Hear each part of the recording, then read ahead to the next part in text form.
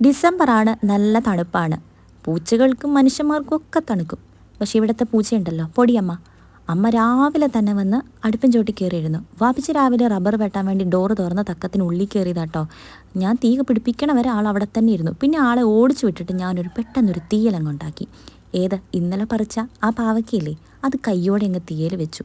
11 മണി കഴിഞ്ഞപ്പോഴേക്കും ഞാനും ആമിയും വാപ്പിച്ചും കൂടെ കൂടി ഓട്ടോയിൽ കയറി റേഷൻ കടയിലേക്ക് ഒന്ന് പോയി കേട്ടോ. 12 മണിയാകുമ്പോൾ കട അടയ്ക്കും. അതിന് മുമ്പ് അവിടെ എത്തണം. ഈ ഓട്ടോ കിട്ടൽ ഇവിടെ ഭയങ്കര ടാസ്ക്കാണ്.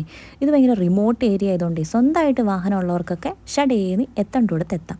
അല്ലാത്തവരിങ്ങനെ ഏതെങ്കിലുമൊക്കെ വണ്ടിയൊക്കെ വിളിച്ച് കാത്തിരുന്ന് എത്തേണ്ട വരും. എനിവേ ഞങ്ങളിവിടെ എത്തി. ഇതാണ് ഇവിടുത്തെ വലിയ സിറ്റി, കൊന്നത്തടി സിറ്റി. ഇവിടെയുള്ളതെല്ലാം സിറ്റികളാണ് കേട്ടോ, ടൗണുകളില്ല. സിറ്റിയിൽ ഇങ്ങനെ നിൽക്കുമ്പോഴാട്ടോ ഈ ഒരു സംഭവം കണ്ട്. നമ്മുടെ സർക്കാരിൻ്റെ ഒരു കുടിവെള്ള പദ്ധതിയാണ്.